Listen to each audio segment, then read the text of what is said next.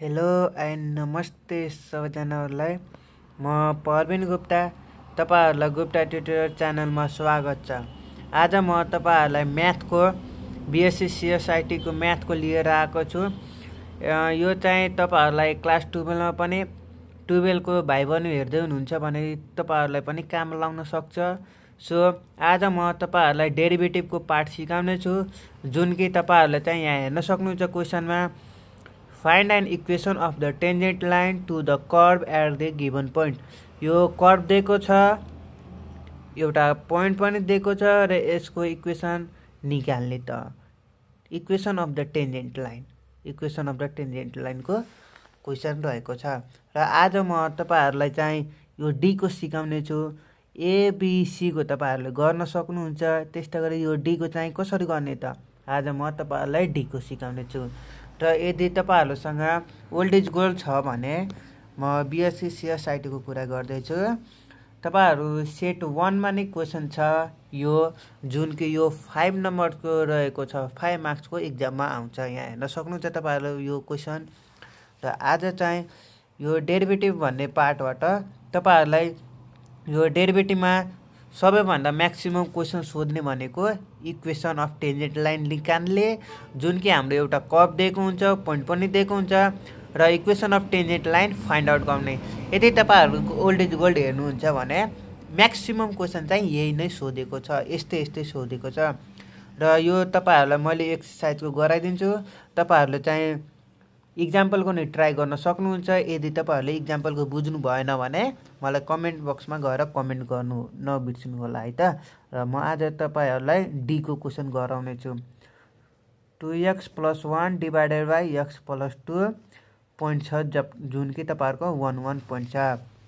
तपाईहरुले चाहिँ डेरिभेटिभ गर्दाखेरि तपाईहरुले चाहिँ u डिवाइडेड बाइ v को नि फर्मुला युज गर्न सक्नुहुन्छ। हैन मलाई यो फर्मुला आउँदैन, सिम्पली मलाई u डट v को फर्मुला आउँछ, म यो पनि युज गर्न सक्छु। तपाईहरुले यो दुईटामा फर्मुलामा तपाईहरुले जुनसुकै युज गर्न सक्नुहुन्छ यो डेरिभेटिभ गर्दाखेरि। मैले चाहिँ सिम्पली यो u डट v को फर्मुला युज गर्छु, किन u डट v को फर्मुला सजिलो छ। सो म तपाईहरुलाई यो फर्मुला एउटा तपाईहरुले यो फर्मुला जान्नुपर्ने हुन्छ र इक्वेसन अफ टेन्जेन्टको फर्मुला तपाईहरुले जान्नुपर्ने हुन्छ। यसको फर्मुला के रहेको छ भन्दाखेरि y - y1 = m, यो भनेको स्लोप हो, x - x1। यो स्लोप भनेको हाम्रो फर्स्ट डेरिभेटिभ = 0 रहेको छ। यो भनेको dy/dx हो, जुन कि हाम्रो =0 गर्दाखेरि हाम्रो स्लोप आउँछ है त। यसलाई चाहिँ अब क्वेशन हामीले जानिसक्यौं। अब यसलाई चाहिँ डेरिभेटिभ गरौँ त।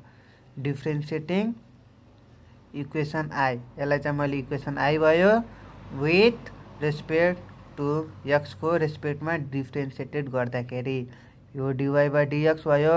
मैले यो 2x + 1 एउटा भयो इन्टु x + 2 को पावर -1 लेख्न सक्छु। यो पावर 1 - 1 किन लेखेको भन्दाखेरि यो अप्परमा छ नि, यो अप्परमा पावर 1 छ। पावर 1 भयो नि नभए नि हाम्रो मतलब हुँदैन। यहाँ 1 भयो नि, यहाँ 1 के अरे जस्तै कि यहाँ 2 भयो भने स्क्वायरमा हुन्छ।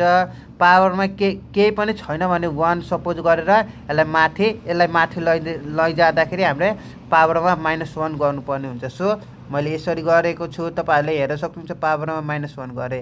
अब यसलाई u मानुस्, यसलाई v मानुस्। अब uv को फर्मुला तपाईहरुले युज गर्नु। uv को फर्मुला युज गर्दाखेरि के गर्ने त, यसलाई डेरिभेटिभ नगर्ने, u लाई डेरिभेटिभ नगर्ने, v लाई त डेरिभेटिभ गर्नु पर्यो नि त। v लाई डेरिभेटिभ गर्दाखेरि पावर -1 छ। सो अब के गर्छौं त भन्दाखेरि यो भयो इन्टु d x + 2 का अपन x + 2। यो भनेको हामीले चेन रुल युज गरेको छ। यो u लाई गरेन, v लाई डेरिभेटिभ गरे प्लस, अब u लाई गरेन, v लाई डेरिभेटिभ गर्ने, अब du लाई डेरिभेटिभ गर्ने है त। यसको मतलब 2x + 1 डिवाइडेड बाइ dx, अब यसलाई x + 2। यसको फर्मुला du/u डट v को फर्मुला के हो भन्दाखेरि u लाई छोड्ने, पछाडिकोलाई डेरिभेटिभ गर्ने प्लस अगाडिकोलाई डेरिभेटिभ गर्ने, पछाडिकोलाई छोड्ने। अथवा तपाईहरु उल्टो पाल्टो जुनसुकै नि गर्न सक्नुहुन्छ है त डेरिभेटिभको रुल्स लगाउँदाखेरि। मैले सिम्पली यस्तो गरे। अब यसपछि तपाईहरुले डेरिभेटिभ गर्न सक्नुहुन्छ। यो जस्ताको तस्तै 2x + 1 यो पावर 1 छ नि, पावर -1 छ, -1 अगाडि आउँछ र तपाईहरुको पावरमा घट्छ, जुन कि -1 -1 घट्छ, घट्ने भयो। यो यदि तपाईहरुको पावरमा 2 छ भने डेरिभेटिभको रुल्स के हो भन्दाखेरि पावरमा घट्ने हो। इन्टिग्रेसनको रुल्स के हो? पावरमा बढ्छ है त। अनि यो कन्स्टेन्टको 0 भयो, dx को डेरिभेटिभ गर्दाखेरि 1 भयो, प्लस अब 2x को डेरिभेटिभ के हो भन्दाखेरि 2 भयो, अनि यो कन्स्टेन्टको 0 भयो, यो पछाडिको जस्ताको तस्तै भयो है त। अब यसलाई चाहिँ 2x + 1 अगाडि तपाईको माइनस छ, माइनस भयो। यहाँ पावरमा चाहिँ तपाईहरुको x + 2 को पावर -2 छ, यसलाई -2 छ भने यसलाई डिभाइड बाइ गर्न सक्नुहुन्छ है त। 2x + 2 भयो। अब यसलाई कसरी गर्ने त? सरी है, अब यहाँ चाहिँ माइनस को 1 को 1 हुनेछ, किन यहाँ हेर्न सक्नुहुन्छ।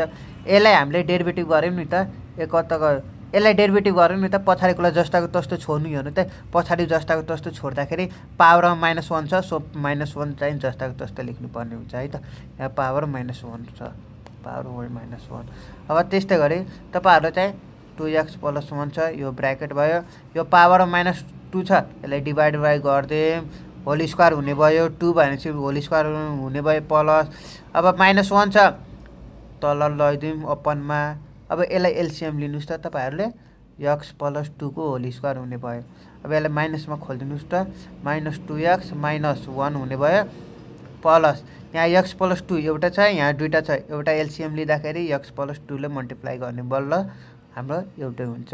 -2x - 1 + 2x + 4, अब पछाडि तल जस्ताको तस्तै x + 2 को होल स्क्वायर। अब यो गर्दाखेरि यो र यो काटियो, घटाउँदाखेरि 3 भयो, x + 2 को होल स्क्वायर भयो। यो चाहिँ हाम्रो डेरिभेटिभ रहेको छ, जुन कि dy/dx भनेको हाम्रो 3 डिभाइडेड बाइ x + 2 को होल स्क्वायर रहेको छ। अब यसलाई स्लोप निकाल्ने कसरी त? स्लोप निकाल्दाखेरि स्लोप एट पोइन्ट, जुन कि हाम्रो गिभनमा छ, यहाँ हेर्न सक्नुहुन्छ तपाईहरुको 1 1 गिभनमा छ, सो x भनेको हाम्रो 1 छ, y भनेको नि 1 छ, सो x को ठाउँमा हामीले 1 राख्छौं त है त।